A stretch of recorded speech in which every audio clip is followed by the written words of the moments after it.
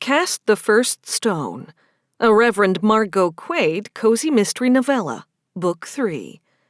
Written by S.E. Biglow. Narrated by Stephanie Dillard. 1. Summer heat rippled through the air, turning the road into a hazy wave as Margot Quade took off at a jog. The sun had barely risen above the trees, but the small town of Port Marie was under a heat advisory already. Her phone, clipped to her armband for running, showed a temperature of 80 degrees.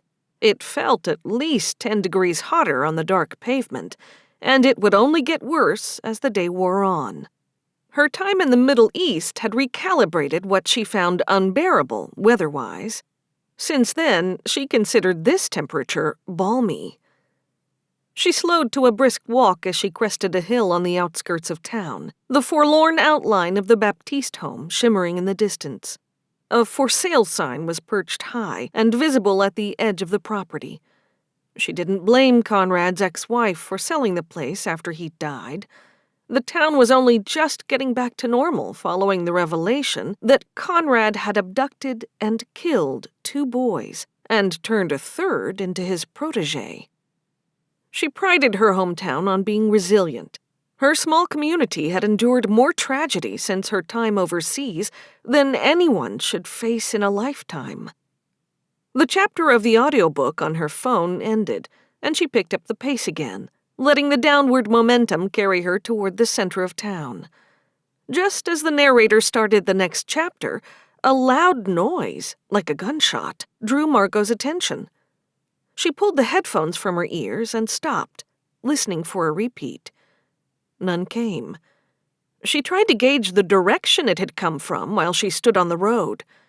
It didn't matter, because she picked up on the sound of breaking branches in the tree line to her right.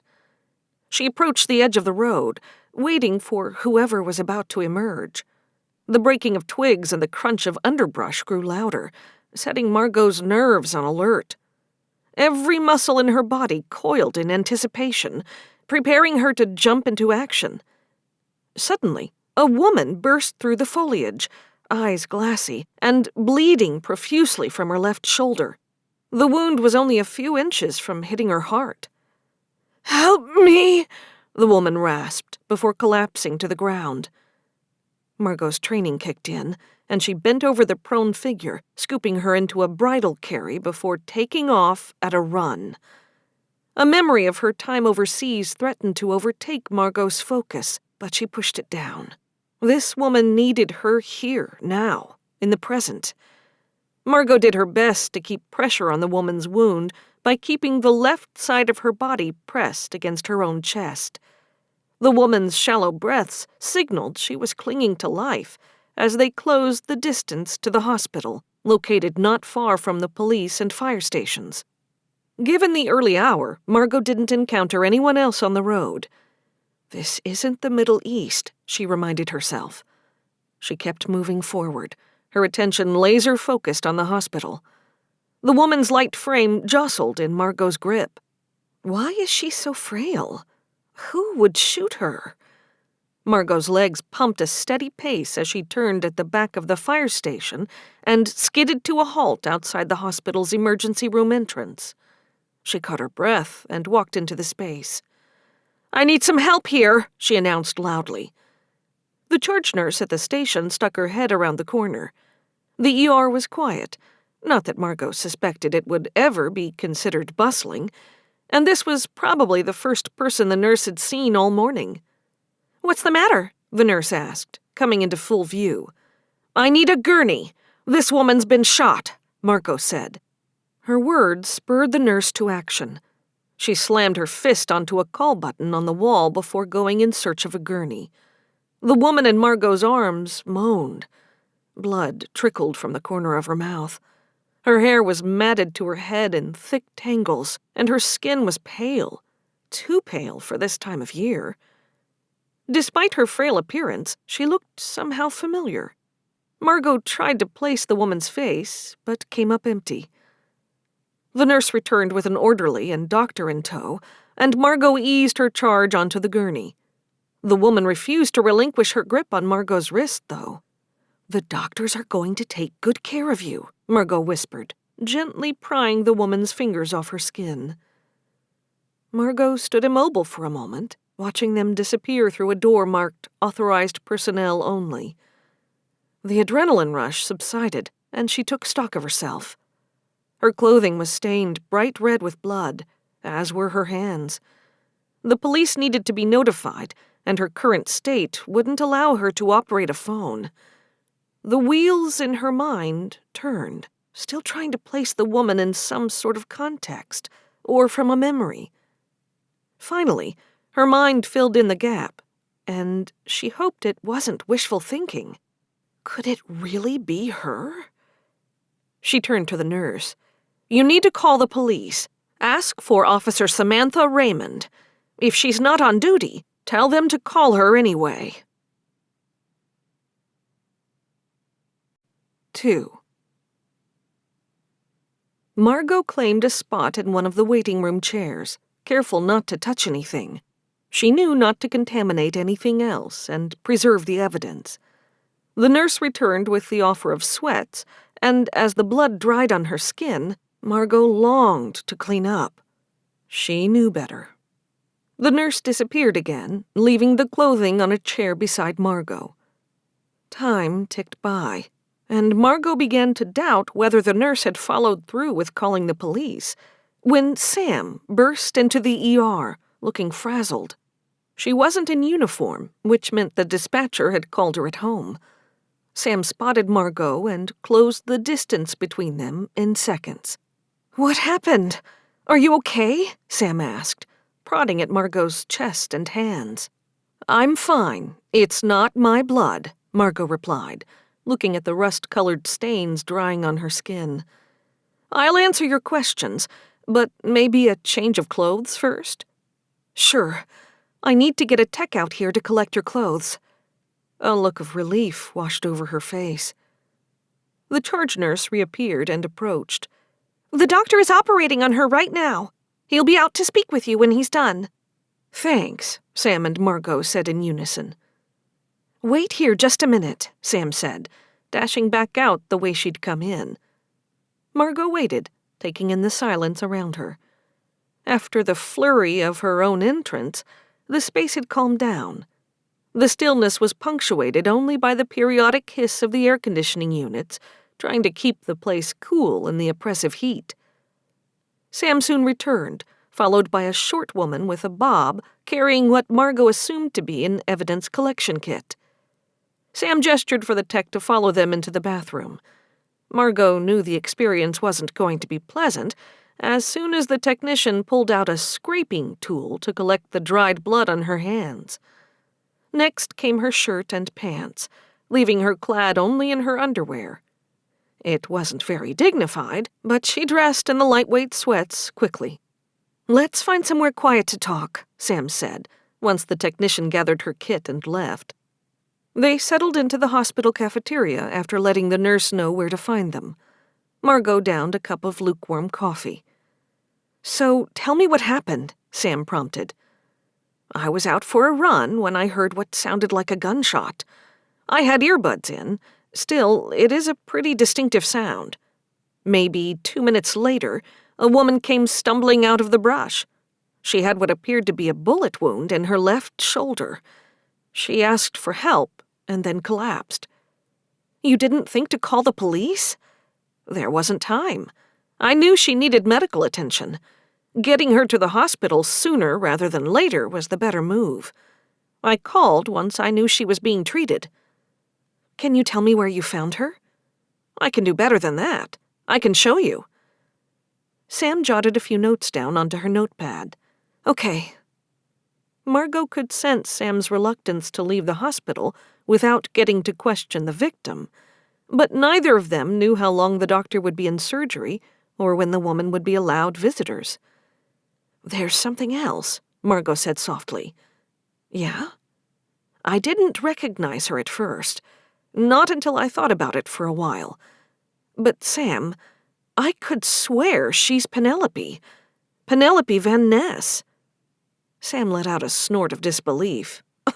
Margot, she went missing years ago. Believe me, I remember. She was my best friend. But I'm telling you, it's her. How do you know it's not Olivia? They're identical twins. I just know. She'd spent a lot of time with both of the Van Ness sisters growing up. She could tell them apart when most people had trouble. Both girls liked to wear their hair the same way, but Penelope's always swirled to the right, while Olivia's swirled to the left. Olivia had dimples where Penelope had none. Although identical, they weren't mirror twins, but a lot of their quirks seemed to be opposites. Sam blew out a breath. Show me where you found her. We can sort out who she is when she's awake and talking. Returning to where she found the victim was faster by car. Even then, Margot was able to retrace her steps. Stop here. Sam pulled over to stop, and they both climbed out. Margot bent over the small pool of blood that had congealed on the ground. She definitely came from that direction. I'm not sure how far back. I'll get someone out to secure the scene, and we'll set up a perimeter search, Sam said, just as her cell phone blared. She answered it on the second ring. Officer Raymond. She waited a beat, listening. Margot strained her ears, but couldn't hear the other voice. Then Sam responded, I'll be right there. Thank you for the call. News from the hospital? Margot guessed. The doctor is done with surgery and wants to talk to me. I'll go with you. There won't be much for you to do. She's still out of it. I'll sit with her until she wakes up then. I need to know if I'm right, Sam. Please? Okay. Sam radioed for backup at the scene and requested the 1 canine unit on the Port Marie police force before they headed back to the hospital. The same nurse from before led them through the maze of first-floor rooms to one at the very back of the hospital. The chart on the door read Jane Doe, but that could change soon. The doctor waited just inside the room. Margot moved to sit by the unconscious woman's bedside and began to pray. She prayed for her to wake up, and for Margot's suspicions as to her identity to be correct. Penelope and her sister Olivia's disappearance at 16 had almost destroyed Margot's world, more than Thomas Baptiste's disappearance. There'd been no trace found of either sister. From what Margot remembered, Penelope's boyfriend at the time, writer Arthur, had been questioned about her whereabouts, but that line of inquiry had gone nowhere. She paid just enough attention to Sam's conversation with the doctor to get the gist of the woman's condition. She's very lucky to be alive. A few inches to the right, and she would be dead.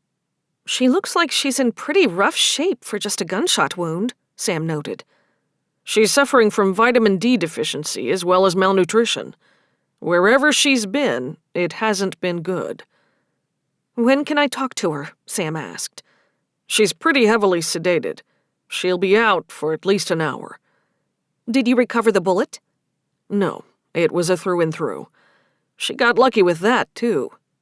He looked over at Margot. You were smart to get here as quick as you did. I had to help her. I couldn't turn down someone in need. If you don't mind, I'd like to stay with her so she's not alone when she wakes up. Sure. We don't know who she is, though. I think I might have an idea, Margot said under her breath. We'll take her fingerprints and run them through the missing persons database, Sam said. Just out of curiosity, who do you think she is? The doctor probed. He'd clearly heard Margot's comment. Margot shot Sam a questioning look, as if asking for permission to share her theory. Sam nodded, so Margot said, Penelope Van Ness. The doctor let out a whistle through his teeth.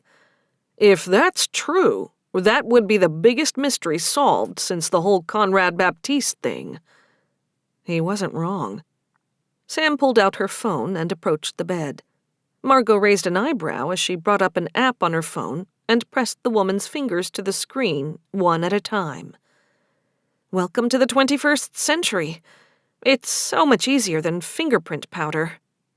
Margot was surprised the local police department had sprung for such high-tech gadgetry. The chief of police was old school from what she'd heard. Then again, crime had moved into the 21st century long ago. If they wanted to keep up, they needed to adapt. "We should know soon if your hunch is right," Sam said. The doctor cleared his throat to draw their attention. "I'll be back to check on her in a little while." Sam leaned against the wall beside Margot's chair. "Where do you think she's been all this time?" "I don't know." She wrapped her hands around the unconscious woman in front of her. "Where did you go, Pen? Have you been here the whole time? If she's alive, if it's really her, what happened to Olivia? Where is she?" Margot added. "We weren't far from the Baptiste property, right?" Sam said, drumming her fingers against the back of her phone. "Not far, no. But this feels different from what happened to Thomas and the other boys," Margot answered. "Wait, I'm not saying it was him. We would have found other people in that house, and I think Dustin would have mentioned a woman being kept prisoner, even in his delusional state." Margot didn't disagree. That still didn't answer the question of where Penelope had been all this time. "Did I leave you behind?" "But who else lives around there?" Sam muttered. Margot ran through a mental list of the families who'd lived in the area when she was growing up. People didn't move around within Port Marie. Newer generations moved away, but their parents stayed put. She was about to answer when Sam's phone gave a prolonged beep. They both jumped at the noise and peered at the screen. The word "match found" flashed in bright green text. "Moment of truth," Sam whispered, and tapped the screen. She nearly dropped the phone. Margot was grateful she was sitting down. It was not the answer they'd been expecting. The woman lying prone before them was not Penelope Van Ness, but her sister, Olivia. 3. Margot studied the woman before them. Had time dulled her ability to tell them apart? Besides the mirrored qualities the sisters possessed, Olivia bore a scar on her right forearm from when she broke it at summer camp. She'd been so proud of her cast upon their return to school. She'd flaunted having her sister carry all of her books. Margot stood and moved to the other side of the bed, lifting the woman's arm up to the light until she found the scar in its rightful place. "It's Olivia," Margot confirmed, pointing to the scar. "I remember when she broke her arm and got this scar. She had pins put in." "If this is Olivia, then where is Penelope?" Sam remarked. "If we can figure out where Olivia had ran from, maybe we'll find out." Between them, Olivia let out a groggy moan as she began to awake. They both looked down at her and waited for her eyes to open. They were the same clear blue, if a bit dulled by the anesthesia and from time spent out of the sun. She looked first to her left, her eyes sluggish as they focused on Sam leaning against the chair. Olivia's gaze moved more quickly to the right and zeroed in on Margot's face. "I know you," she slurred. Hot tears pricked the back of Margot's eyes as she watched recognition dawn on her friend's face. "Margot," she said softly. "Olivia, this is a miracle," Margot said, grasping her friend's hand tight between her own. She looked over at Sam and gave a small nod. The doctor needed to know that Olivia was awake. "Excuse me," Sam said, and left the room. "Was that Sam?" Olivia rasped. She winced as she tried to move in the bed. "Yeah, we've all grown up," Margot replied. She had so many questions that needed answers, but she knew Olivia needed rest to recover from her injuries. She restrained herself from barraging her friend. Olivia lifted her hand that was grasped in Margot's, gesturing at the cross and dog tags hanging around her neck. "What's that?" Margot brushed a finger across the cool metal. After high school, I went into seminary. I joined the army as a chaplain. I've been home a little while, nearly 9 months now. A lot has happened." "Tell me everything," Olivia prompted, her eyes brightening a little. "There will be plenty of time for that," Margot replied as the door to the room swung open, and Sam returned with the doctor right behind her. At that moment, Olivia spotted the badge clipped to Sam's belt. She shrank back into the bed. "Hey, it's okay," Margot said, feeling the woman's hand go clammy. She looked at her cousin. "I think you're making her nervous." "I'm here to help," Sam said, holding her hands out in front of her in a placating gesture. It didn't seem to lessen Olivia's anxiety. The doctor advanced past Sam. Olivia pressed as close to Margot as she could get without tangling herself in the monitor lines and IVs. Doc, I think you might be the one freaking her out," Sam noted. The doctor stopped mid-step, understanding. "Why don't I go get a nurse?" he mumbled and left the room. Olivia relaxed once he was no longer in the room. Sam pulled the chair up to the other side of the bed and sat down, pulling out her pen and notepad. "Olivia, I'm with the police now. Margot was the one who found you. We want to help you. Do you feel up to answering some questions?" "You didn't tell him who I was, did you?" Olivia squeaked. Sam and Margot shared a confused look. "He thinks you might be Penelope," Sam answered. "You can't tell him. Please, just tell him I'm a Jane Doe." "He knows we ran your fingerprints," Sam replied. "Lie to him. Say they didn't match anything. Please, I'm begging you." "I'll keep it under wraps, but can you tell me why?" Tears trickled down Olivia's cheeks. "If he knows, he'll tell other people, and then it will get around that I'm still alive." "That's a good thing," Margot countered. Olivia shook her head. "Please, don't tell them." "We won't," Sam answered. After a moment, she leaned forward and asked, "Can you tell us what happened to you and Penelope?" "I don't want to talk about it." "Do you know who shot you?" Olivia worried her lower lip. "I didn't see. I was running, and then—" "I think we should let her rest," Margot interrupted, more forcefully than she'd intended. "I know you've been through a lot, but if we're going to help you, we need as much information as you can give us," Sam pressed. Olivia shook her head. "It's all so fuzzy." Sam sighed and stowed her notepad. Margot knew her cousin well enough to see the flicker of frustration in her gaze. She hated giving up. "I'm going to leave my card with my cell number on it. If you think of anything or want to talk, call me," Sam said. She tucked the edge of her card under the hospital phone on the bedside table. Olivia settled back against the pillows. After a moment, she let Margot's hand go. Margot paused and pulled the chain from around her neck. She pressed it into Olivia's other hand. "This gave me comfort when I thought there would be no light again.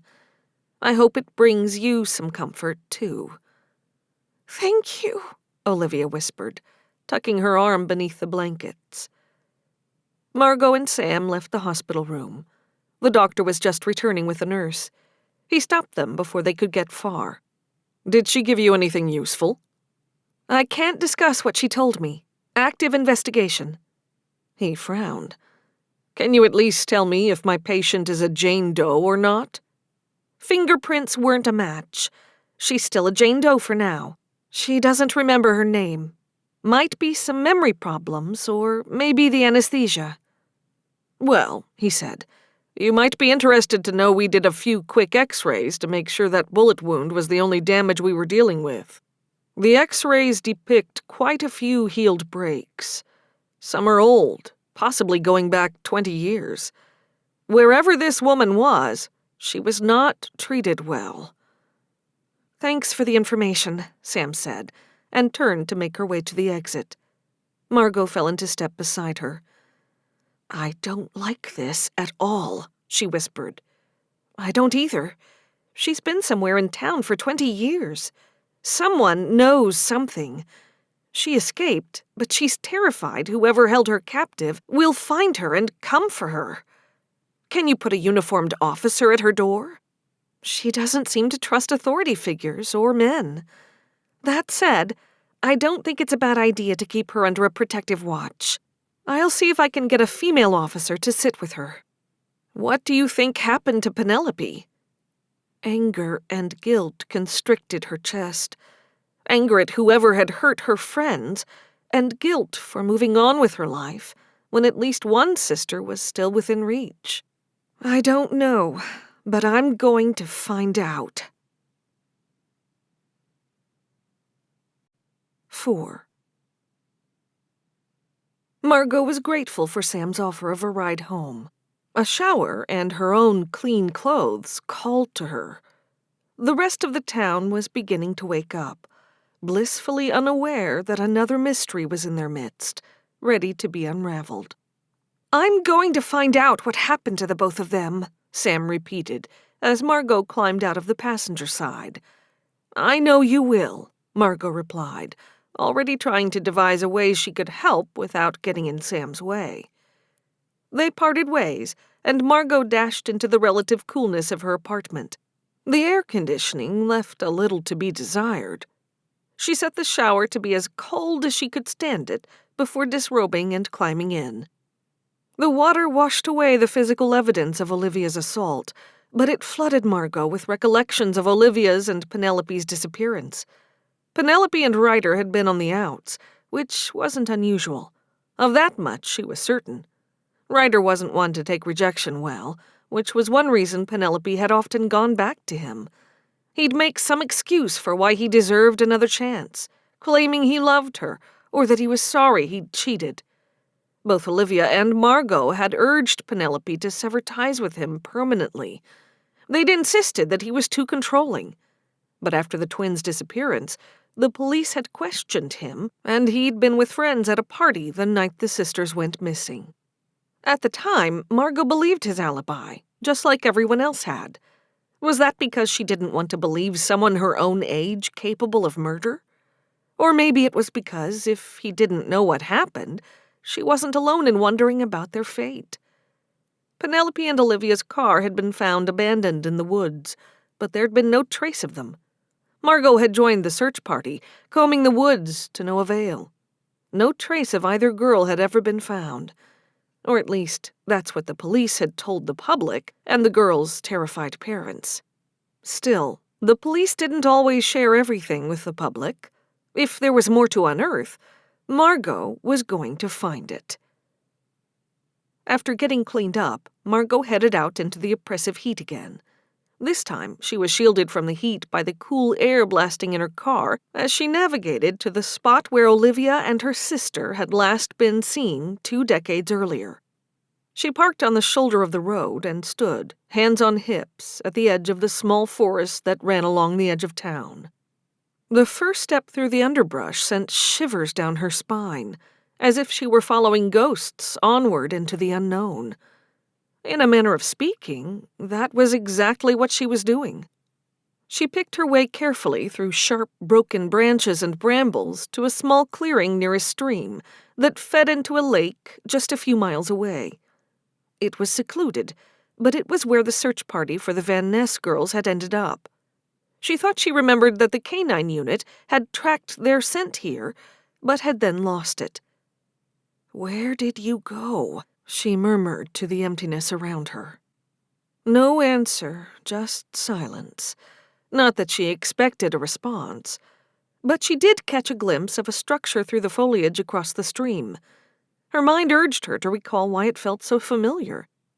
Much like that morning when it took her longer than she wanted to remember Olivia and Penelope, it was too slow coming to her. She retrieved her phone from her pocket and turned on the map function.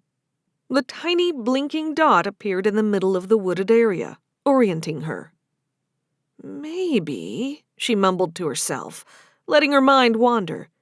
Ryder and his family lived not far from here. She didn't need to look up the address. The house number and street name had been cemented in her memory by the frequency she or Olivia had to go drag Penelope away for dinner or to pick her up after one of her and Ryder's fights. She plugged the address into the map function and plotted a walking course from her current location to their house. As she'd suspected, it was a pretty straight shot from where she stood to the structure in the distance. If she'd managed to figure that out now, surely the police had seen the connection back then. The word around town had been that Ryder had been at a party all night with his brother. But memories were faulty, especially when drinking was involved. And whether their parents knew it or not, both Ryder and his brother Trent had been heavy drinkers in high school. It was one of the many reasons Ryder and Penelope had fought. He was not a nice person under the influence. A mean drunk. She could hear Sam's voice in the back of her mind, urging her to go to the police with what she now suspected. She needed something more concrete than a hunch, though, so Margot found the shallow part of the stream and waded across. As she broke through the woods on the other side of the water, she wondered if the water had disturbed the scent trail for the dogs all those years ago. 2 trucks sat in the driveway to the Arthur home. Neither looked like they were new and had likely not seen repair in years. In fact, she hadn't heard anyone mention seeing either Mr. or Mrs. Arthur in some time, let alone their sons. The house was a 2-story, much like many of the homes in Port Marie. Dark brown siding made it blend into the surroundings like camouflage. It hadn't changed since she'd been there last. Margot crossed to the weed-covered front walk, and the tiny hairs on the nape of her neck stood on end. She did not have good memories of being at this house.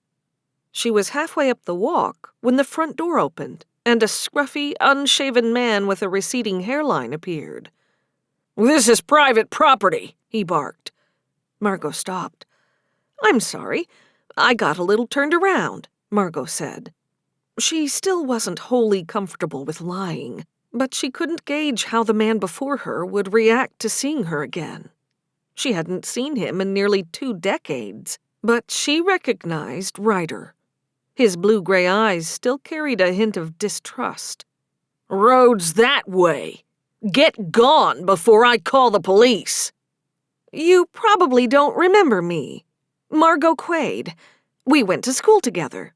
I was friends with Penelope and Olivia Van Ness," Margot said, gambling on whether he'd continue talking to her. He squinted at her and then gave her a sneer. "Oh, I remember you all right. Heard you took off as soon as graduation was over." "I joined the army," she said. He didn't need to know she was a chaplain. With a man like him, displaying as much power as possible was better. It told him that she could take care of herself. "Right. Well, this is still private property. If you don't want me to call the cops, you'll turn around and leave." Margot held up her hands. No need to do that. She started to back up when she caught sight of someone peering out the picture window in the living room. She could swear it was a little girl. Had Ryder married and had a child? Or perhaps his brother still lived there and the girl was his daughter? She mulled over the child's identity as she retraced her steps back to her car. She settled behind the wheel and cranked the air, letting it clear her head. She hit speed dial 3 on her phone, waiting for Sam to answer. "You've reached Sam Raymond. Leave a message." Margot hung up without leaving a message. She had another avenue she could follow to at least identify the child before reaching out to her cousin again. She just hoped it would work. 5. She headed straight to the Port Marie Public Library. She could get what she needed on her own computer, but it felt somehow safer and more anonymous to do it on the library computer. That way, if someone noticed she was snooping, they couldn't tie it back to her. The library was empty except for a sleepy librarian sitting at the reference desk, languidly flipping through a magazine. He didn't even look up as Margot walked in and made a beeline for the computer terminals. She pulled up the town's vital records from the town hall website and searched Ryder Arthur for marriage records. None came up. She went back to the main search page and tried Trent Arthur. One match appeared. 8 years ago, Trent Arthur married one Darlene Kavanaugh. The record indicated that Darlene had been 26 at the time of her marriage, young enough that Margot wouldn't have recognized her from school. She'd barely caught a glimpse of the girl in the window, but Margot thought the dates lined up about right. Town birth records were harder to access than marriage licenses because they weren't kept the same way. There was one person she might be able to ask to get an idea. First, though, she needed to let Sam know what she'd discovered. The line rang 5 times, and Margot held her breath, waiting for the message to click over again and send her to voicemail. "Hello?" Sam said. "Sam, hi. I tried to call before, but it went to voicemail. Is this a bad time?" "No. The text just came in from the field. They were able to track the trail to the middle of the woods, but then they lost it. I may have someone you should talk to." "Really? I thought I told you I was handling this," Sam said, with only a hint of annoyance. From her tone, Margot guessed Sam wasn't going to refuse help on this one. They'd both been invested in the Van Ness sisters' disappearance. "I just tried to retrace their steps from 20 years ago. You know the police combed that area back when they first disappeared, right? They didn't find anything then, either. There was a stream running near the spot where the dogs lost the scent. What if the water threw them off?" "Why do I get the feeling you crossed the stream?" "The spot abutted a piece of property. You want to guess who it belonged to?" "Ugh, please don't say the Arthurs," Sam said with an exasperated groan. "Right in one," Margot said in a hushed tone, even though the librarian wasn't paying attention. Sam sighed. "We've been over this. They weren't involved. Because friends of theirs said they were at a party?" "Despite wanting to believe the best in people," Margot said, "I know that people are flawed. They lie. You and I both know that Ryder and Trent were anything but model citizens back then." "Spare me the sermon, okay?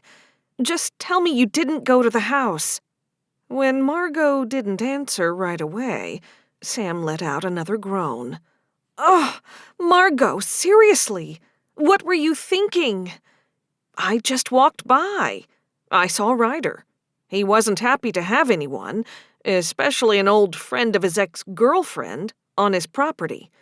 And I saw a little girl there, too. Do you know if Trent still lives on the property?" "Look, I don't like Ryder or his brother either. They were total jerks in high school, and he wasn't good for Penelope. But you need to stay away from them. Promise me." "Okay, I won't go near them. Promise." "Good. I've got to go," Sam muttered, ending the call. Margot looked at her phone. She would stay away from Ryder and Trent, but she had no intention of dropping her search for that little girl's identity. She couldn't shake the feeling that whoever the girl was, she wasn't safe.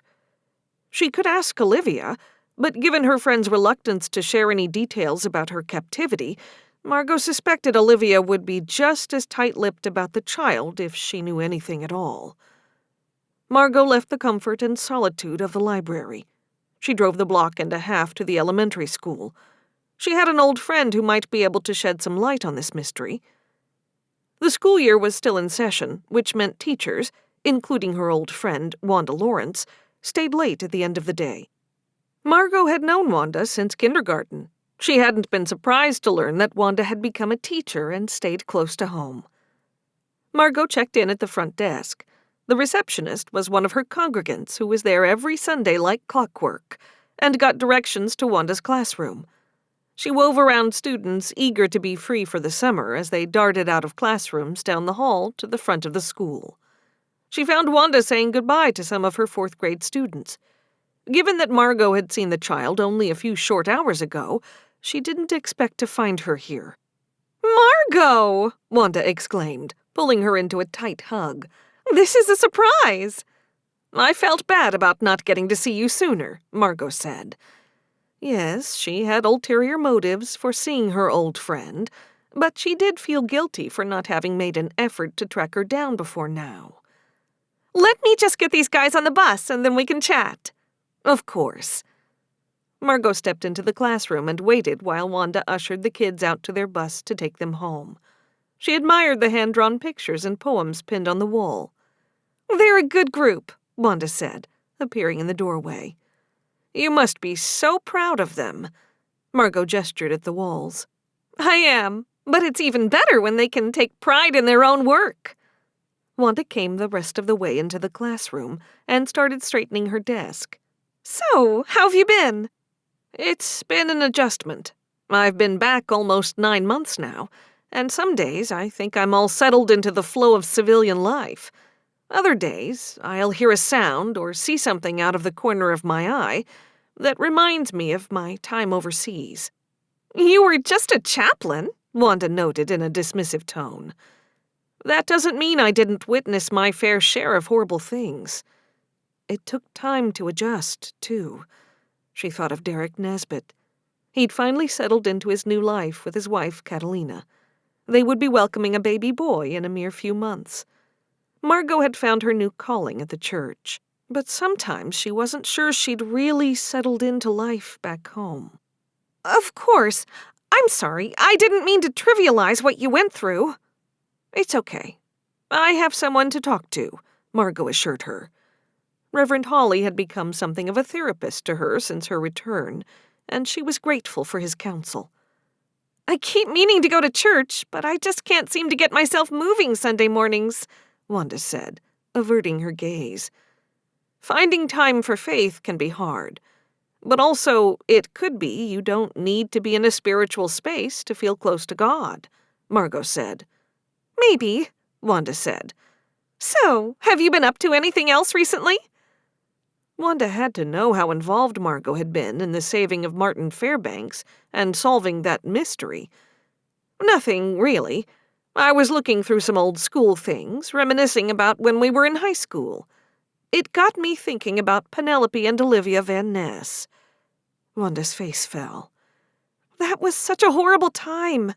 I still can't believe they never found out what happened to them. I know, Margot said, biting her tongue. She'd promised to protect Olivia's secret. It also got me thinking about Ryder Arthur. I guess with being gone, I missed his brother getting married. Oh, yeah. She was a bit younger than him at the time. They must have started a family by now, Margot suggested. Wanda's brow furrowed. I don't think so. At least, not that I've heard of. What about Ryder? I know he was broken up about their disappearance. Did he ever move on? You know, this is going to sound horrible and like I'm such a gossip, but their parents passed away before Trent got married. Word is they inherited the house and they both still live there. Ryder sort of withdrew from town life after graduation. He'd been aware enough to have known that Margot had left town. That's too bad. The town is better off, if you ask me. Wanda leaned in closer. I know both of them said they were at a party the night the girls vanished, but I was actually at the party they claimed to be attending. I was there all night. They weren't there. I'm sure there was drinking going on, Margot countered. Oh yeah, a lot. But I was the designated driver. Did you tell the police that? Margot probed. Of course I did, but I guess they didn't believe me. Do you think someone lied to the police for them? Wanda arched a brow. Teddy Nord was best friends with Ryder. I know this sounds awful, but I heard a rumor that Ryder paid him off to tell the police he was there. Margot had long suspected the Arthur brothers weren't present at the party that fateful night, but she didn't think they would resort to paying someone off, or worse, engaging in blackmail, to secure an alibi. She needed to see Olivia again. Maybe now she would be more willing to talk, without the hovering medical staff and the police seeking answers. 6. The hospital was busier now that the afternoon shift was in full swing. Margot, armed with a bouquet of flowers, made her way back to the room where they'd put Olivia after her surgery. A nurse spotted Margot and moved to intercept her. "Visiting hours are almost over." "That's okay. I just came to drop these off for a patient," Margot replied, and inclined the vase toward the door to Olivia's room. "The Jane Doe?" "I brought her in this morning. I thought the flowers might brighten things up and help her feel better." "Just be quick." "In and out," Margot replied, and backed into the room. Afternoon sunlight filtered through the gauzy curtains, casting the room with bands of light. Olivia was propped up against a pillow. A tray of soup and jello rested on a rolling table across the bed in front of her. "I thought you might like some company," Margot said, setting the flowers on the bedside table. "I forgot how much I don't like hospitals," Olivia said, failing to suppress a shudder. Margot gave her a sympathetic look and sat down beside the bed. "I'm guessing you haven't gotten much rest." "They keep asking me if I remember who I am. I don't know how much longer I can keep lying to them," Olivia answered in a whisper. "I know you're scared, and I can't imagine what you've been through. I want to help you. Please, let me help." "I don't know what you want me to say," Olivia said, looking away. "Tell me what happened that night." "I can't." "Because you don't want to, or because you can't remember?" Margot pressed. "It hurts too much." "But if you keep it to yourself, then Penelope will never get the justice she deserves."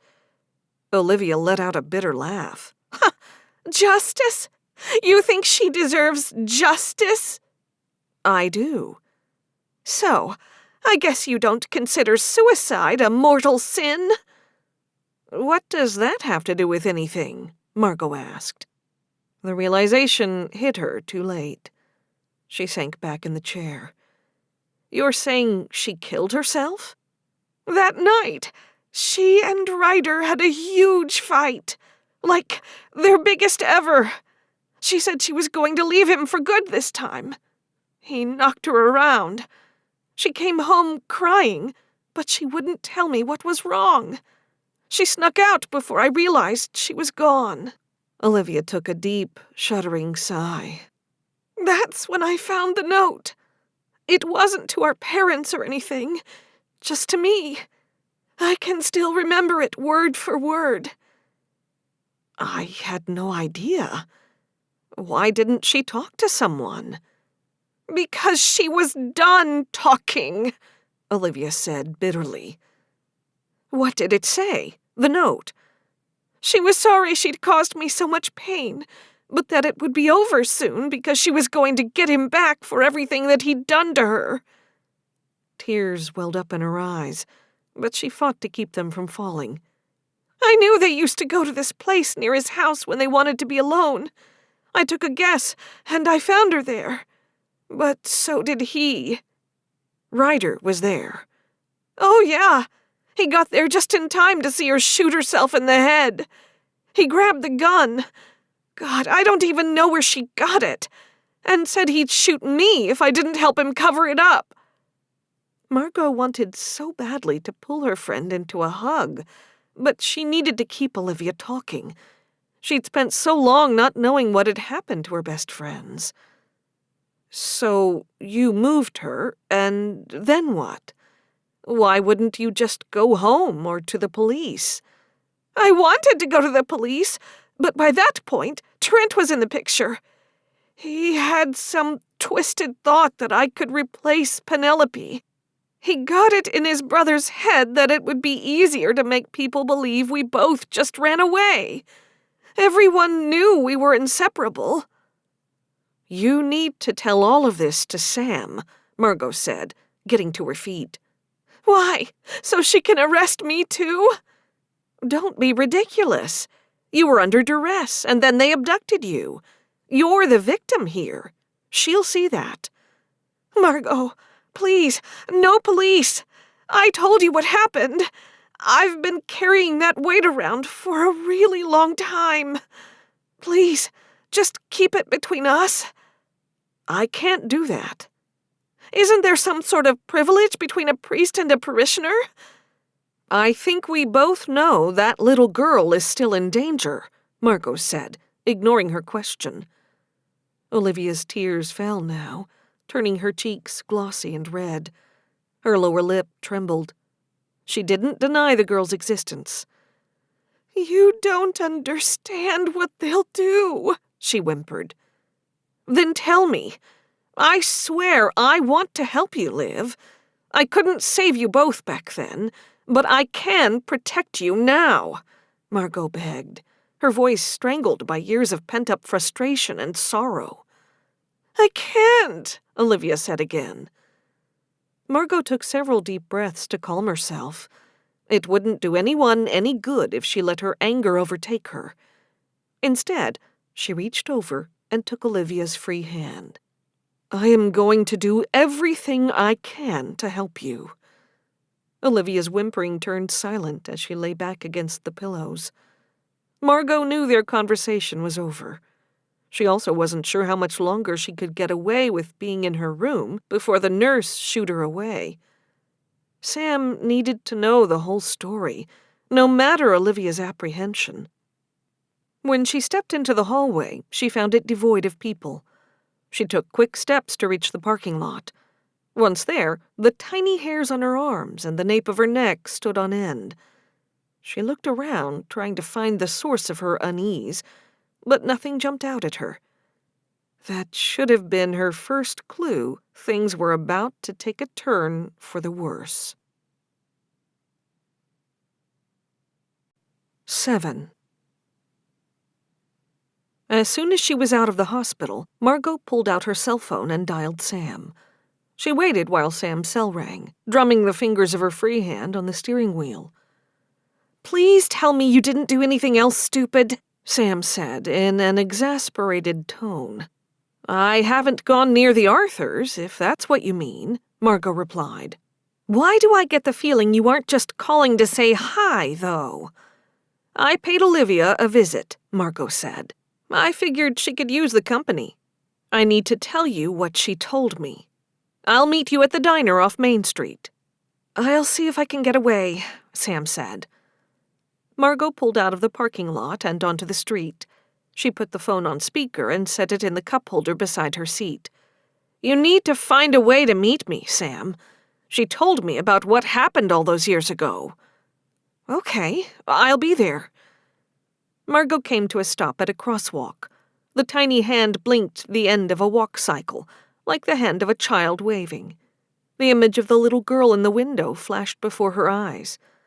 Have you been able to find anything else about who attacked her? The line was quiet. Then, we don't really have much evidence to go on. No bullet means we can't even match it to a type of gun. And with Olivia refusing to talk, we're at a dead end. Margot pressed on the gas, continuing on her trek to the diner. She was about to express her understanding for her cousin's frustration when she noticed a pair of headlights in her rearview mirror. It was still light enough that headlights weren't needed. They flashed, temporarily blinding her. She tried to blink the black spots out of her eyes. Her car swerved into the oncoming lane of traffic, and she yanked hard on the steering wheel to right herself. A car sped past her in the opposite lane, horn blaring angrily. Margot's heart beat faster in her chest as her vision resolved.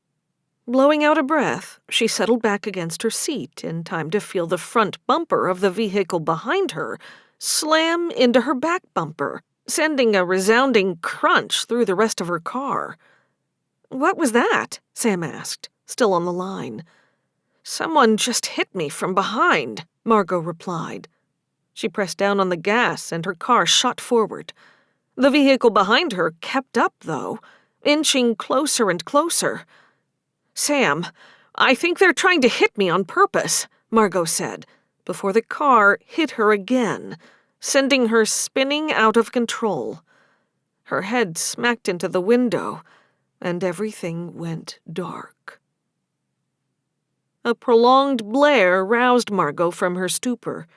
She blinked. Her vision was tinged with red. Her ears rang with the distant rat-a-tat of gunfire. Through the haze she reached out, searching for her fellow soldiers. Derek Nesbitt had been sitting beside her moments earlier, but her fingers grasped only empty air. Private Peter Abrams had been at the helm, but he too had vanished. Margot blinked again. The present came flooding back to her. She was no longer trapped in the ambush that had cost a young man his life. She was in her car in Port Marie, trapped between her seat and the airbag that had deployed on impact. Her chest ached and her head throbbed. She tried to clear her head. The memory of being hit from behind came back to her. She wiped at her eyes, and her fingers came away red and sticky with blood. Groping for her phone, she could just make out that Sam was still on the line. "Sam," Margot rasped. "I'm coming to you. Stay put," Sam's voice crackled over the line. "Not a problem," Margot mumbled, as the world started to fade at the edges. "Stay awake. Must stay awake." She came to again as her body ached at being moved.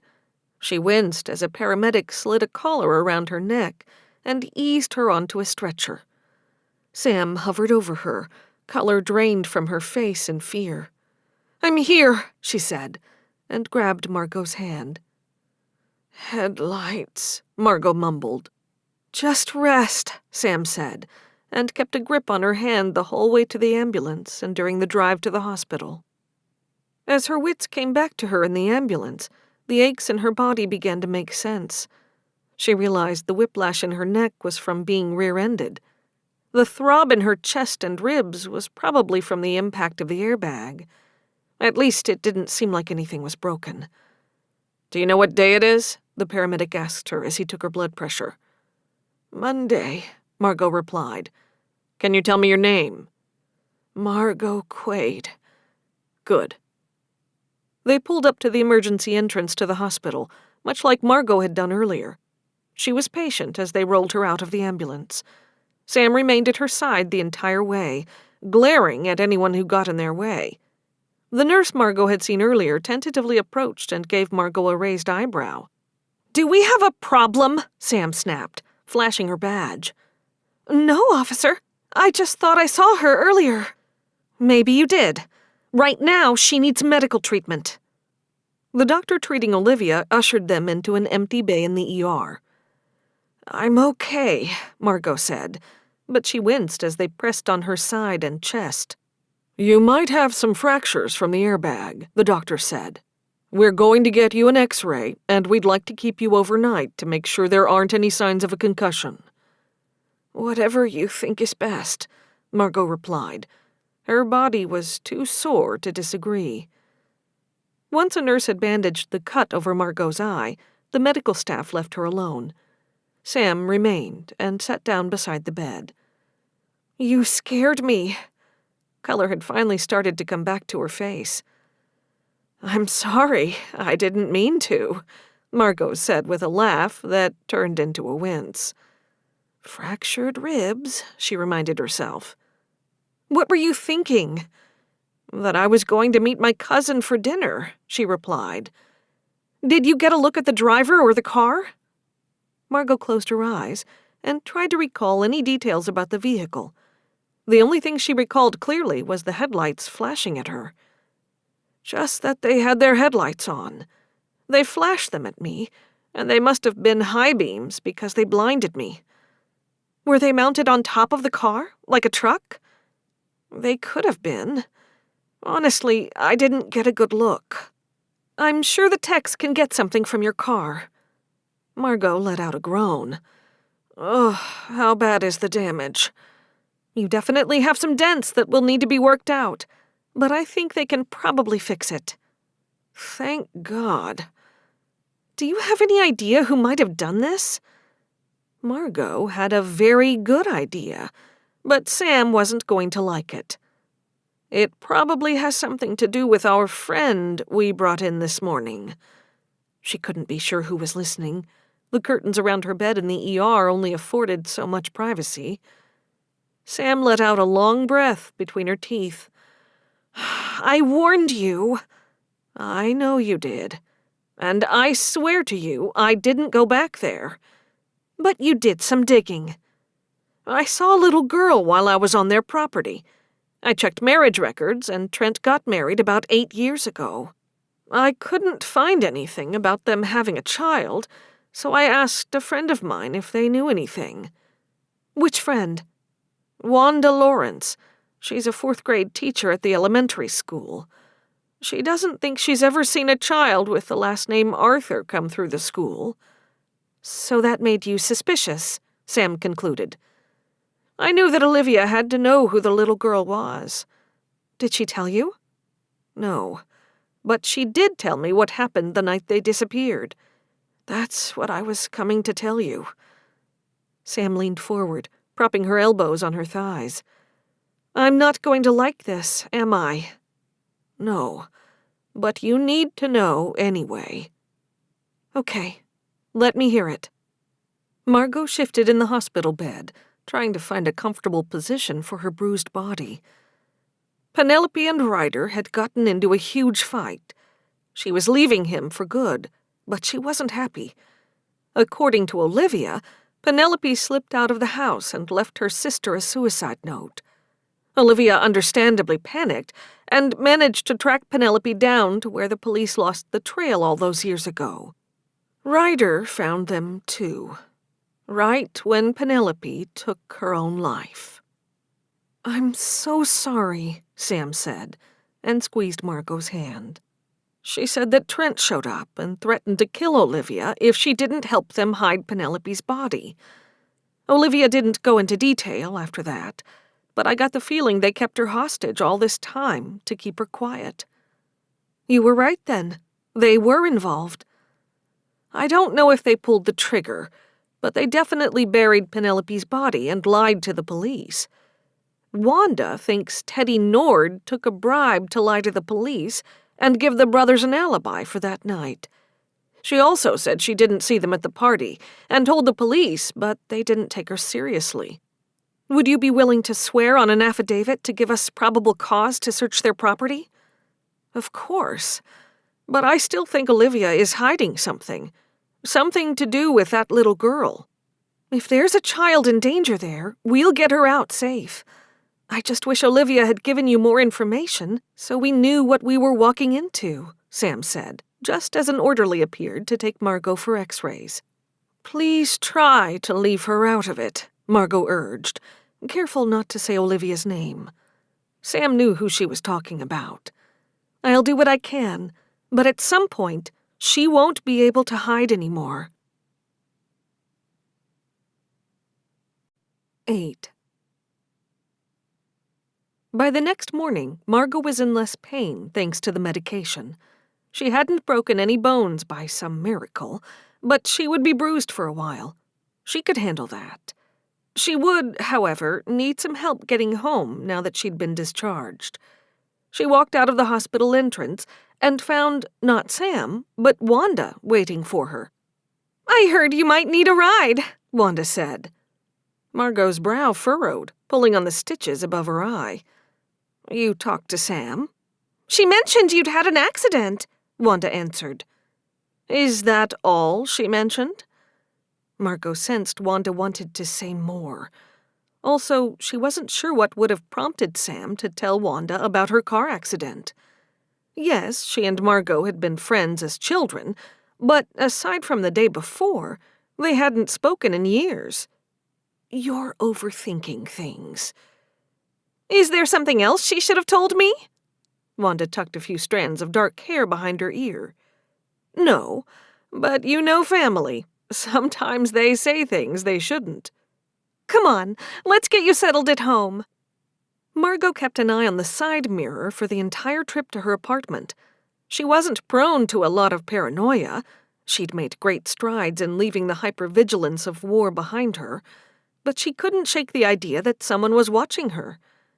Wanda got out of the car and walked with Margot, who hurried into the building and locked her apartment door as soon as they were both inside. Excuse the mess, Margot said, realizing she'd left some dirty dishes in the sink. Your definition of mess and mine are quite different, Wanda said with a laugh. You don't have to stay. I can get settled on my own, Margot said. I'm under strict orders from Sam to keep you company until she can get over here. She has to work, and I'm sure you have a lot of end-of-the-year things to take care of. Report cards and such, Margot said, trying to usher the other woman out of her space. Nope.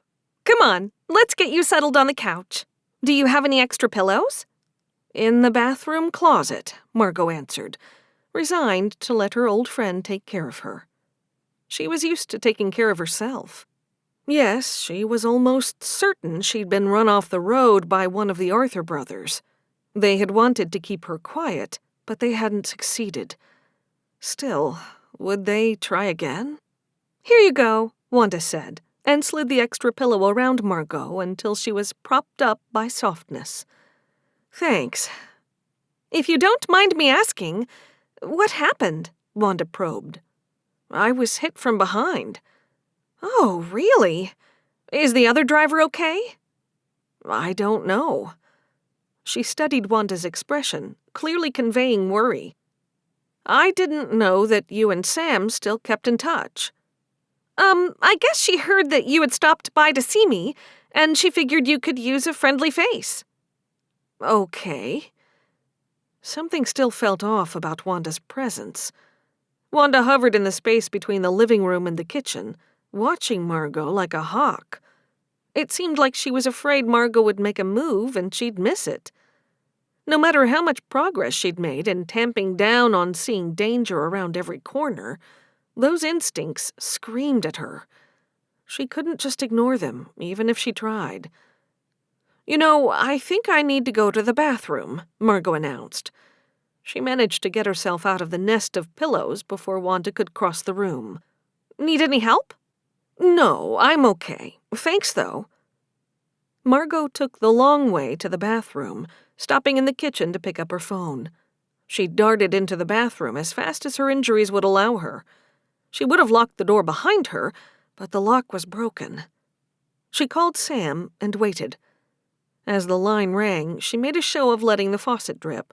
Then she flushed the toilet. Her heart beat an uneven rhythm as she feared her cousin wouldn't answer. Sam picked up immediately. Hey, I just heard they discharged you. Need a ride home? I need to know one thing, Margot whispered. Are you okay? Why are you whispering? Margot ignored Sam's questions. Did you call Wanda to pick me up? Yes or no? No. Why would I do that? Besides, I literally just asked if you needed a ride.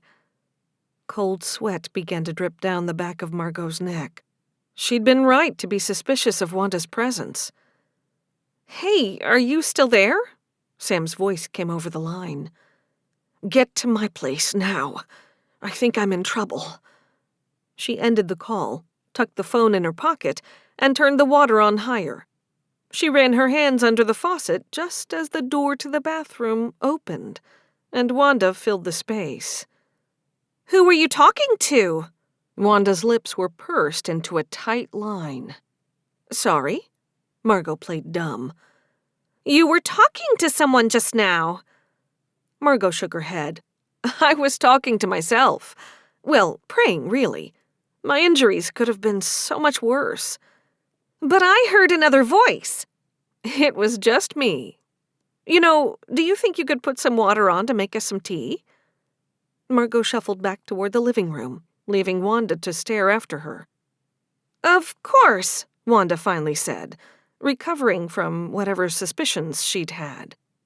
Margot propped herself up on the pillows and said a real prayer that Sam would make it before Wanda did something that Margot couldn't come back from.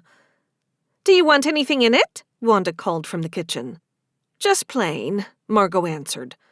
That way, she might have a chance of detecting anything that shouldn't be in her tea. Silence encompassed the small apartment, and Margot waited. Tension started to tighten her neck muscles, which only made the rest of her body hurt more. She wanted more of the pain medication the doctor had given her, but she knew the pills would cloud her thoughts. She needed to remain sharp. She could hear Wanda puttering around in the other room. There was something she should remember about Wanda and her connection to the Van Ness sisters. What was it, though? A loud knock on the door interrupted Margot's train of thought. She started to get up, but heard Wanda's footsteps move that way. She hoped it was Sam coming to her rescue. "Oh, what are you doing here?" Wanda asked the unknown visitor. "Well, Margot's my family," Sam's voice answered. Margot let out a breath and forced herself to get to her feet. Sam continued, "Anyway, I'm here to check up on her. Make sure she's following the doctor's orders." "Oh, she's asleep," Wanda lied. Margot rounded the short distance into the kitchen. "Thanks for coming, Sam." As Wanda stood between them, it hit Margot. Wanda had been Trent's on-again, off-again girlfriend during high school. Margot was beginning to suspect that Wanda's story about Teddy wasn't true. Maybe Wanda had been the one accepting a bribe. "You really don't need to check up on her. It's fine," Wanda said, her voice squeaky with anxiety. "Actually, I do," Sam said in a hard voice. "See, someone tried to hurt her yesterday. Someone who thinks she knows something about a woman who's supposed to be missing, maybe even presumed dead." "What are you talking about?" Margot spoke up. "I know you and Trent Arthur were in a relationship back in high school. Sam didn't call you to pick me up. So how did you know I was at the hospital? Did Trent call you? Was he the one who ran me off the road?" The questions just fell over themselves trying to get out of Margot's mouth. Anger and fear were making her talk faster than usual. Wanda glanced between them, looking very much like a trapped animal. Finally, resigned to the situation, her shoulders slumped. The tea kettle whistled, and Margot pulled it off the burner before it could distract them. "He was a friend," Wanda said. "He just wanted to know if you were okay." "No, he didn't," Sam snapped. "Okay, he didn't. He just called me because he knew I used to be friends with you," she said. "He thought you'd trust me." "What was he hoping you'd achieve?" Margot pressed. "I was just supposed to keep an eye on you so you wouldn't bother him anymore." "Bother him? He held a woman captive for 2 decades, Margot said, her fear and irritation growing. "He never said anything about kidnapping anyone. I swear. He just didn't want you on his property." Margot looked to Sam. "Did you get that warrant yet?" Sam looked at her phone. "It just came through." "I'm coming with you. I'm not going to let them think I'm afraid of them," Margot said. "You can't be involved. Besides, you're in no shape to be knocking down doors," Sam argued. "That child is going to need someone to look after her." "What are you talking about?" Wanda wailed. Margot and Sam exchanged surprised looks. "You can't tell me you don't know about her," Margot said. "I swear I don't know anything about a child." Wanda's eyes widened, and she looked to Margot. "Wait, that's why you asked me if Trent and his wife ever had a child." Margot could only nod. Sam blew out a breath and pulled a pair of handcuffs from her belt. "Wanda, I'm placing you under arrest for obstruction of justice." Wanda didn't resist as Sam tightened the cuffs around her wrists. To Margot, she said, "You can come along, but you're staying in the car until we know what's going on." 9. Riding in the passenger seat of the squad car, Margot put on a brave face as the pain in her body intensified. Wanda sat handcuffed in the back seat. Margot still couldn't shake the worry that Olivia wasn't safe in the hospital. Next to her, Sam balanced her phone on one leg as she sped through the intersection by the hospital, heading toward the Arthur property. "This is Officer Raymond. I have reason to believe a child's life is in imminent danger. Send backup to the Arthur property now, and I want uniforms sitting on the Jane Doe in the hospital." "Shouldn't you drop her off at the precinct?" Margot commented, gesturing toward Wanda in the back seat. "No time," Sam answered, pulling the car into a sharp turn at the bottom of the Arthur's driveway. One of the trucks was missing, which lent credence to Margot's theory that one of the brothers had run her off the road. Clearly, they knew something was going on. Before Sam could even open the driver's side door, a gunshot rang out. "Get down," Sam ordered. Margot's reflexes kicked in, and she let instinct and training take over. She had to hold herself back, reminding herself that Sam was the one with the badge and authority, not her. "Port Marie Police!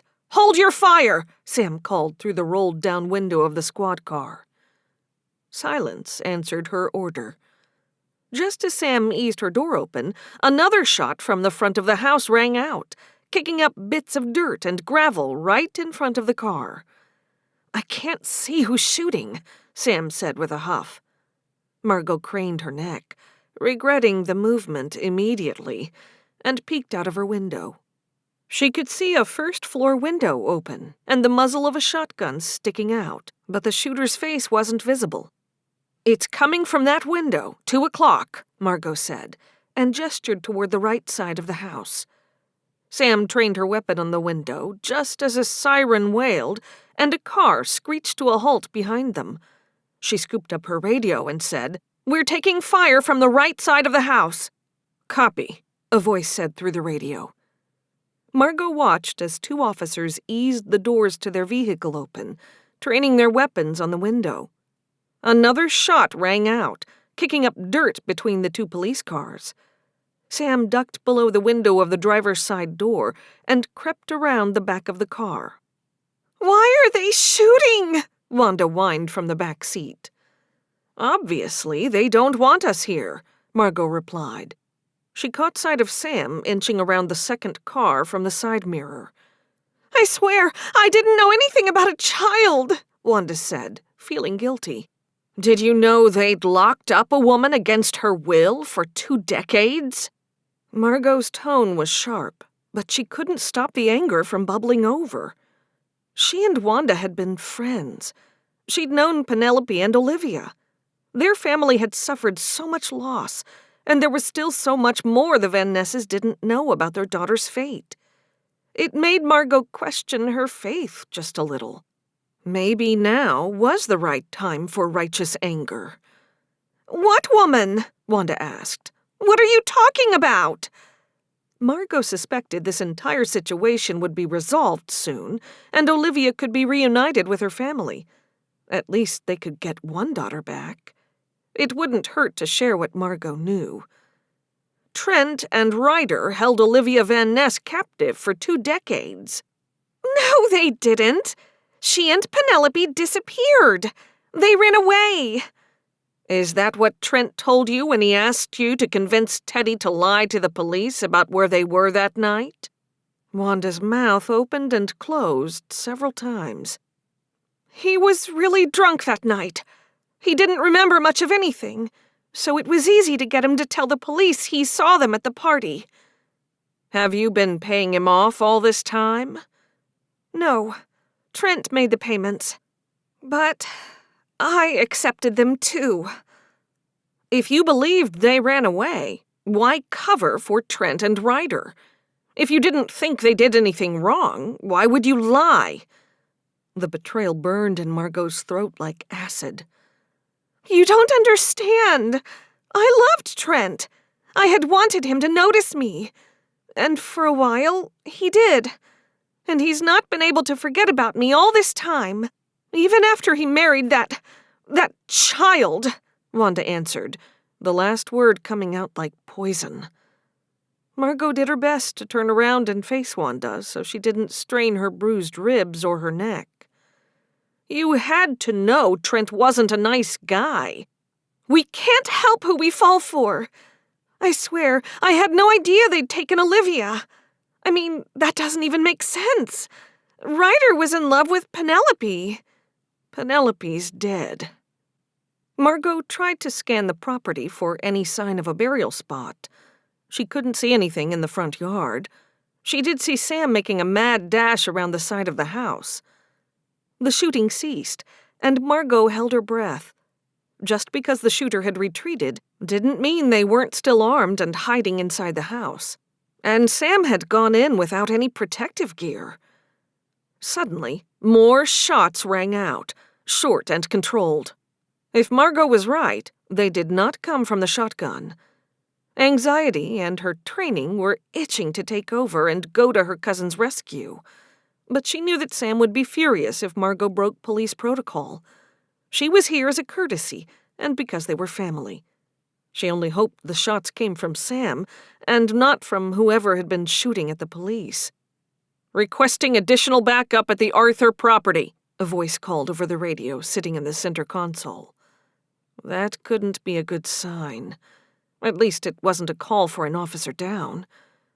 Margot caught signs of movement on the first floor of the house and started to heave a sigh of relief when a truck, one she hadn't seen on her last visit to the property, sped past the 2 squad cars from the back of the property and zoomed off down the road. Margot caught just enough of a glimpse to see a male driver and a female passenger. Margot straightened, wincing in discomfort as Sam marched out the front door, leading Ryder Arthur handcuffed ahead of her. He was limping as she led him to the other squad car. Margot spotted blood on his pant leg, realizing Sam had wounded him. That meant Trent was the one who'd been driving the other truck, with his wife in the passenger seat. Margot's stomach sank as she realized their likely destination. The other 2 officers darted out from behind the cover of their doors as more sirens wailed in the distance, signaling reinforcements.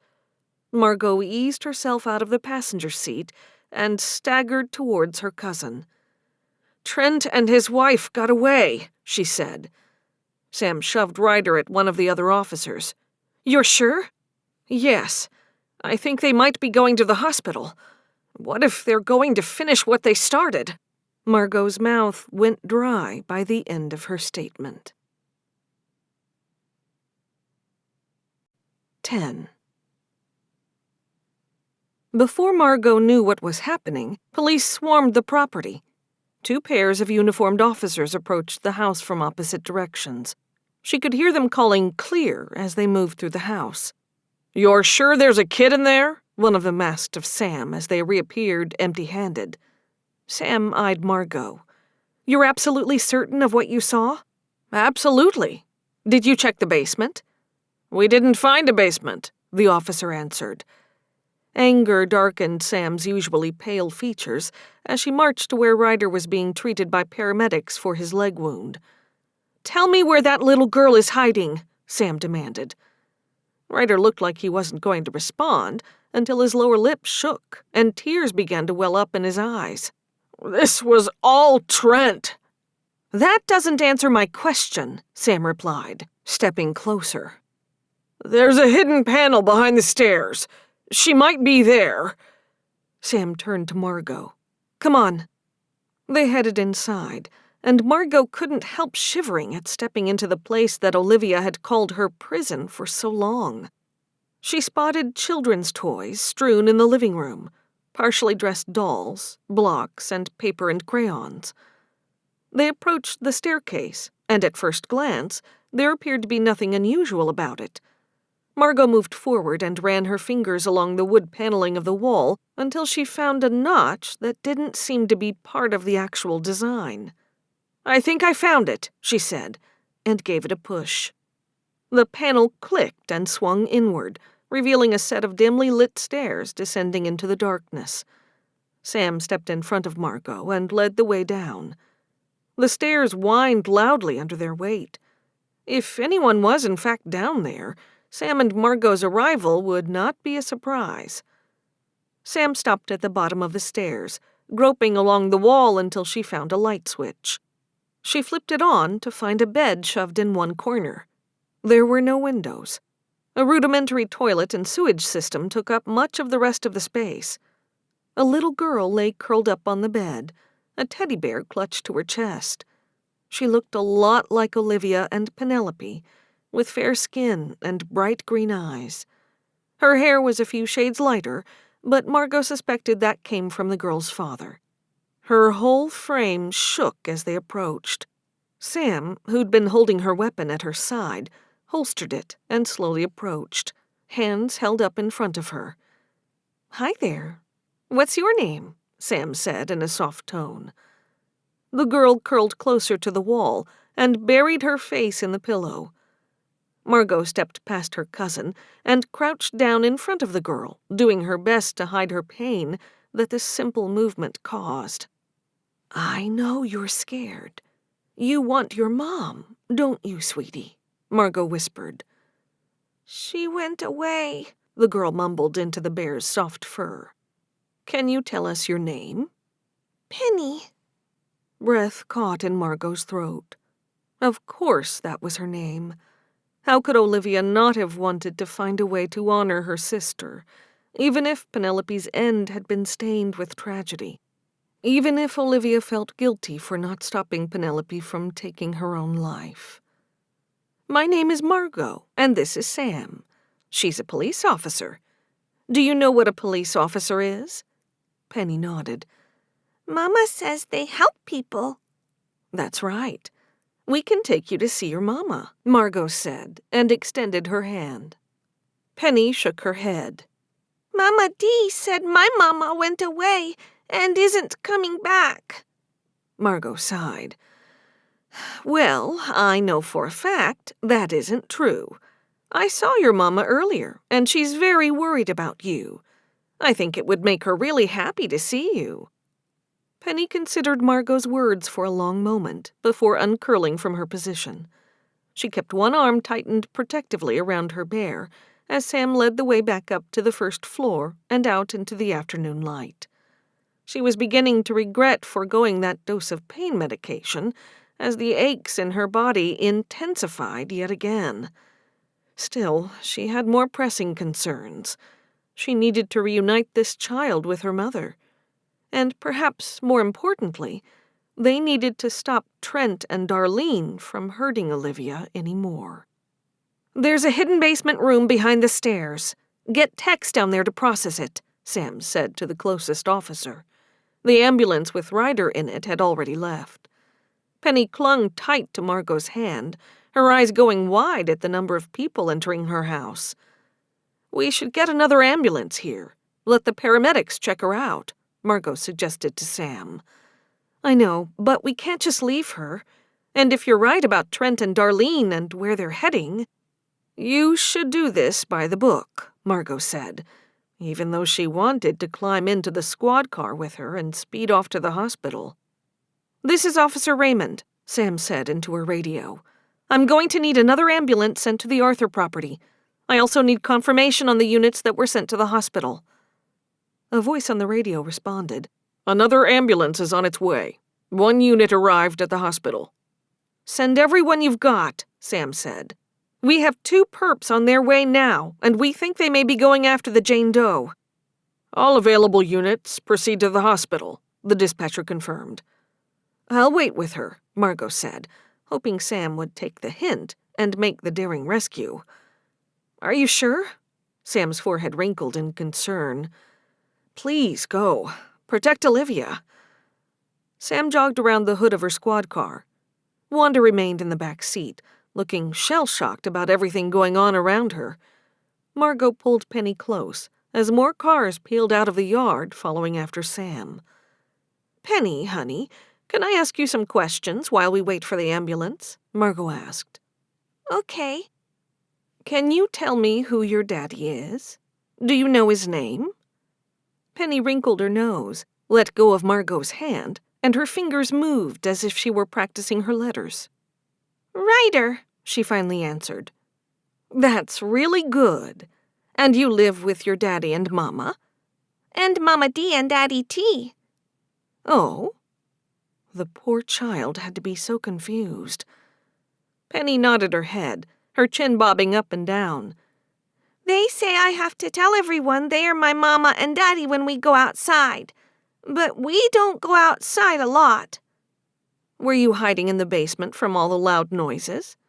Penny shook her head. "I missed Mama. She said she was going to come back and get me, but she didn't." "She got hurt when she was leaving. But I know she wants you to be safe. Does your mama stay down there all the time? Yes.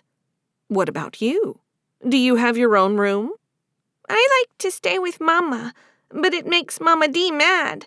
She says that she is supposed to be my mama. Margot now wondered whether it had been Trent that had chased after Margot the day before, or if Darlene had been the one behind the wheel. The ambulance appeared, sirens blaring and lights flashing. Penny latched onto Margot's hand again. It's okay. These nice people are going to look at you to make sure you aren't hurt. I want to see Mama. They're going to take us to where she is. I promise. You're being so brave. The lead paramedic climbed out of the passenger side of the ambulance and opened the back up. She approached slowly. Hi there, sweetie. Can you do me a favor and climb up here so we can take a look at you? Your bear can come with you. Penny squeezed Margot's hand. Can she come too? Of course. Penny let go of Margot's hand long enough to crawl up into the ambulance and settle onto the gurney. Margot climbed in behind them and sat beside the child. Penny, did your mama leave the house a lot? No. Daddy always keeps the secret door closed. So, do you know how she got out? I saw Mama D open it. Then I went down to see Mama. I told her it was open, and she said we had to run away. But she didn't take me with her. Margot made a mental note of everything Penny had told her. She had no doubt that Sam would need to interview the little girl. It would be useful to make sure her story didn't change once she was in the presence of the adults in her life. The paramedic fastened a blood pressure cuff around Penny's small arm and put a thermometer under her tongue. The rig's engine revved to life, and the wheels trundled over the gravel driveway back to the road. I was one of the medics that brought you in earlier, the medic said, eyeing Margot. Mostly bumps and bruises, Margot said, trying to brush off her own pain. You're brave going out after that accident. I couldn't say no. A friend needed my help. I know you served before you became the minister. I didn't realize you were so... The paramedic trailed off, eyeing Penny. I believe that whatever has been put in my path is for a reason. Sometimes God wants me to use my skills in other ways. The ambulance stopped and the medic moved to open the door. A pair of police officers waited to escort them inside. Margot scanned the faces of the nurses and doctors, hoping to find a familiar face. She needed to know if Olivia was okay. Had Sam gotten to her in time? Did she stop whatever Trent and Darlene had planned? Penny, this officer is going to stay with you, Margot said. I'll be right back. I'm going to find your mama. Promise? Penny whispered. Margot squeezed the girl's hand tight. I promise. She took off through the maze of hallways from the emergency room to the back of the hospital where Olivia had been placed. As she drew closer, she could hear raised voices. One of them belonged to her cousin. I'm going to tell you one more time, put the gun down and step away from the bed. Margot's heart pounded in her chest as she moved closer, until she could just barely peer into the room. Sam stood with her back to the hallway, blocking the only way in or out of the room. Olivia lay in bed with a gun pressed to her temple, not by Trent, but by Darlene. As Margot now surmised, Darlene wanted Penny's real mother out of the picture. She was willing to go to whatever lengths it took, even murder. Too bad the little girl was firmly attached to Olivia. Stay out of this, Darlene snapped. Trent stood by her side, looking unsurprised by the entire turn of events. He made no move to stop his wife. If Olivia's tale was true, he'd orchestrated the plan to hide Penelope's body and imprison Olivia. Had he convinced Darlene to do the dirty work for him now? Darlene, look at me, Sam said. I said, stay out of this, she shouted. I think we all know I can't do that. I want to hear what's going on from you. Can you at least tell me that much, so I understand how we got here? She wants to take my baby away from me. She's not yours, Olivia sobbed, thick teardrops sliding down her cheeks and dripping onto the blanket beneath her. Her right hand was concealed under the blanket.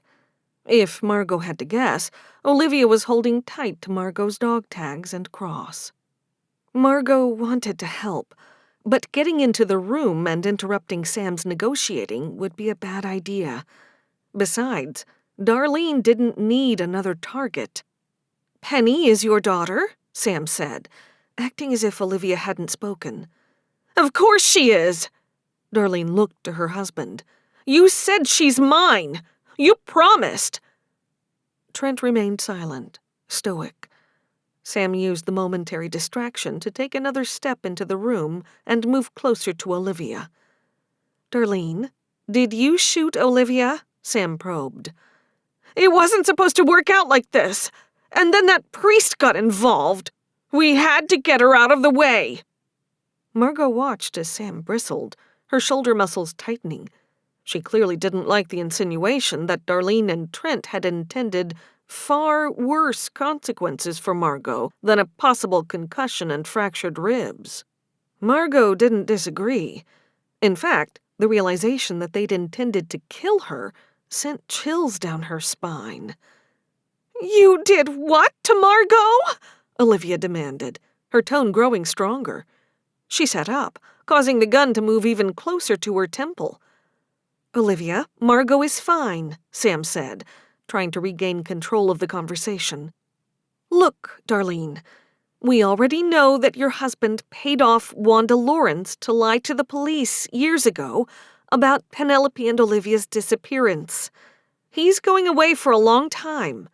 And, based on what you're saying right now, it sounds like you might be joining him, too. Unless you help me out here."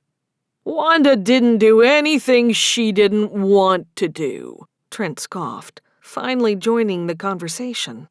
"So you're admitting you paid her to lie?" Sam prompted. Trent shrugged. "I did what I had to do, just like my Darlene here." "Your brother is already cooperating with us, so whatever you think you're going to get out of this, I can assure you it won't happen," Sam replied. Margot had no way of knowing if that was true. Given Ryder's expression of remorse after being arrested, it was definitely a possibility.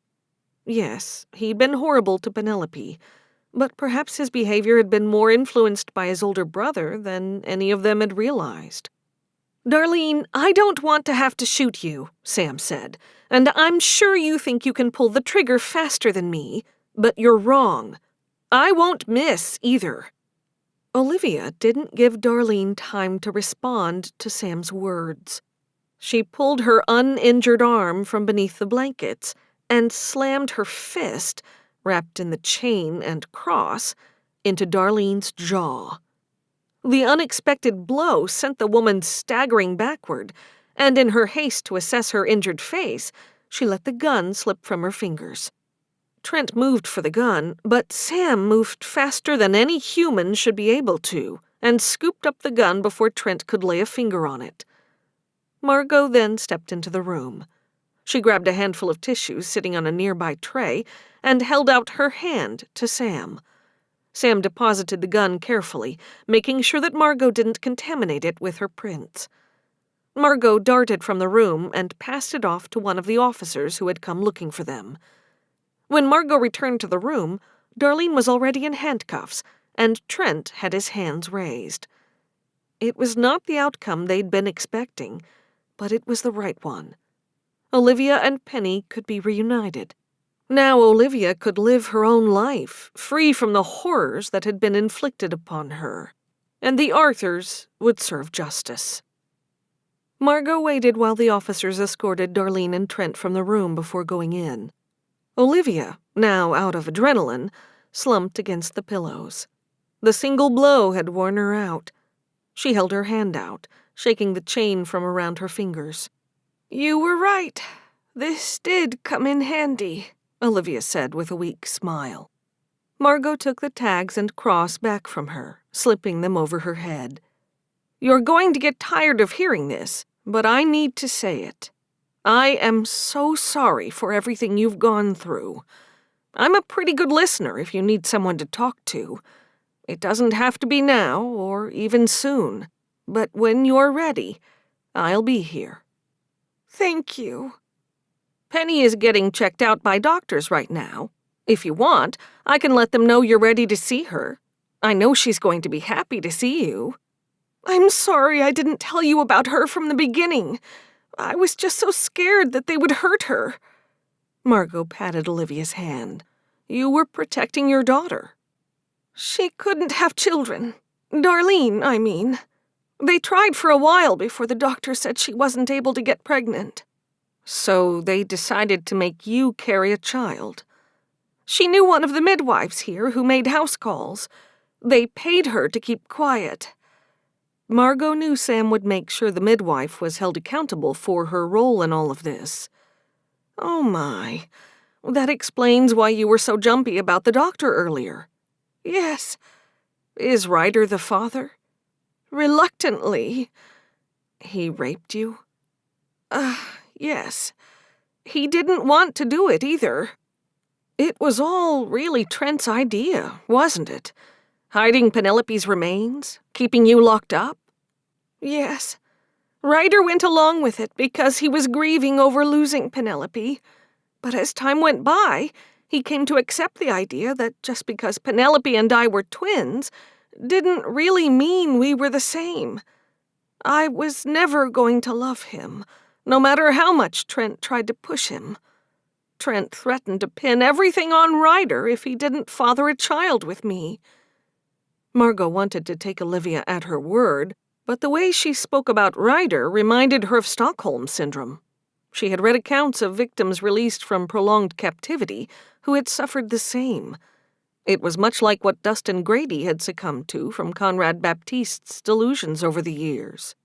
He still participated in keeping you captive, even if he wasn't a willing participant in the end. You know that, right? I know. I'm not saying I forgive him for what he did to me and my sister. I want him to face justice for the things he did. I also know he idolized his brother.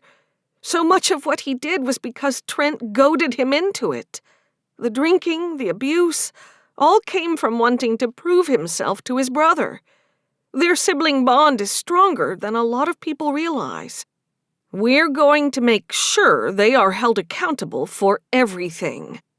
Their conversation was cut short by a child's chattering coming from the hallway.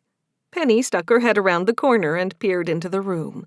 Immediately, the little girl's face brightened, and Olivia's did too. "Baby," she cooed. "Mama, Margot said you wanted to come back and get me, but you got hurt," Penny said as she raced to her mother's bedside. "I would never leave you, sweetheart." Margot knew Olivia now faced a difficult situation. How did she explain to a child that her father, aunt, and uncle, whom she viewed as pseudo-parents, were going to prison for a very long time? How long would it take for them to find a new normal? 11. Reverend Hawley had been kind enough to step up and lead services while Margot recuperated. All of the exertion in rescuing Penny and reuniting her with her mother, Olivia, had taken a toll on Margot's body. In truth, one that she hadn't expected. She was sitting on her couch and enjoying a glass of fresh-squeezed lemonade when her cell phone buzzed with an incoming text message. It was from Sam, letting Margot know she'd arrived with dinner. "The door is open," Margot called. It had been over a week since her accident. She was just now getting comfortable with not bolting the door the moment she entered the apartment. The front door opened and closed. Margot listened to her cousin moving around in the kitchen. The crinkle of a delivery bag betrayed their meal before the smell of Chinese food wafted through the apartment. "How are you feeling?" Sam asked, and strode into the living room wearing a tank top and shorts.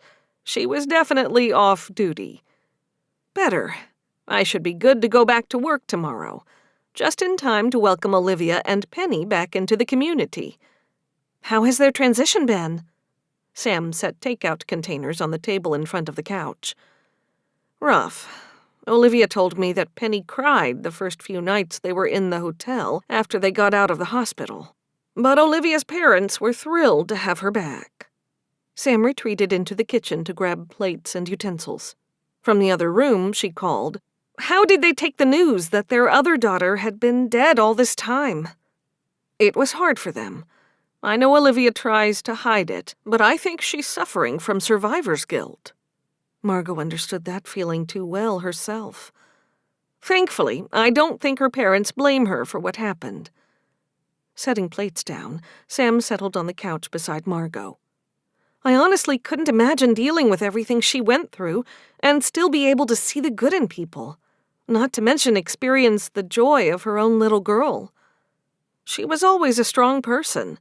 She didn't let her ordeal beat her down," Margot answered, and scooped fried rice from one of the containers onto a plate. "I'm still trying to wrap my head around the fact she was literally in town this whole time, and no one noticed anything. For 20 years. When you had people willing to cover things up for money, sadly, it isn't that hard to believe," Margot commented, disappointment coloring her tone. "That's another thing. How could all of those people do that? They had to know something bad was going on." "Everybody sins. It's part of the human condition. But in the end, enough people came forward and admitted what they had done, and you were able to stop 2 people from committing horrible crimes. And everyone involved will face the consequences of their actions." Sam arched an eyebrow. "You're telling me you weren't judging these people for their actions? Even you aren't a saint." "I'm not perfect, no. And I'll admit I did judge them, especially Wanda. I thought I knew her and her character. It turned out I was wrong. But I'm glad we were able to reunite Olivia and Penny. A happy ending after everything." Ryder gave a full confession, too. He implicated Trent and Darlene for their parts in what had happened. He even showed us where they'd buried Penelope's body. The tests haven't come back yet, but I can't imagine they would have a random woman's body buried in their backyard. He cut a deal. It's not that unheard of for co-conspirators to turn on each other for the possibility of less jail time. He's agreed to testify against his brother. "After all the loyalty he paid Trent over the years?" Margot said in surprise. Sam nodded. "I wasn't expecting it either. I guess, under all of his bravado, he still had a conscience." After a moment of silence, Sam said, "I guess Olivia was right, and he got fed up with what Trent was having him do." Repentance could be a strong motivator. If Ryder did believe in God or any higher being, absolving himself of his crimes, or at least admitting to his sins, was a step in the right direction. He might see his child before she turned 18, although Margot doubted Olivia would be comfortable allowing her daughter to know the man who'd forced her to bear his child. "It has been one heck of a year since you got back, hasn't it?" Sam said, and piled Kung Pao chicken onto her plate. Margot took the container from Sam, considering her cousin's words. Much of the year had been painful and filled with heartache, but it also provided the town a chance to heal some old wounds. Not only that, Margot had been able to put some of her own ghosts to rest. Yes, it has. But it hasn't been all bad. You and I reconnected. I found my next calling on my journey of faith. We saved some lives and reunited families who thought they would be forever broken. Not bad for a police officer and a minister. Who would have thought all those years ago, when we were little girls, we'd end up sitting here having solved 3 murders and given an entire town closure, Sam marveled. We make a good team, Margot agreed. I mean, it wasn't always by the book, but I don't think I could have done it without you. You are more than capable, Sam. Don't sell yourself short. But you see things in a different way, with a certain perspective. I wouldn't have come up with that on my own. Or if I had, I wouldn't have been fast enough. You have a way with people. You get them to trust you and open up to you in a way I can't. Then there was clearly a reason it was you who answered that 911 call when Warren Nesbitt died, Margot said. We were both put on this path for a reason. We've both grown as people and together as family.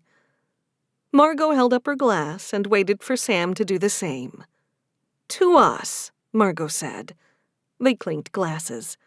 Sam added, just promise me we won't be solving any murders for at least a little while. It's a deal. Besides, Margot couldn't believe the town had any more secrets left to unearth. What they had endured over the last 9 months was more than enough to last them a lifetime. This has been Cast the First Stone, a Reverend Margot Quade cozy mystery novella, Book 3. Written by S.E. Biglow. Narrated by Stephanie Dillard. Copyright 2019 by S.E. Biglow. Production copyright 2022 by S.E. Biglow.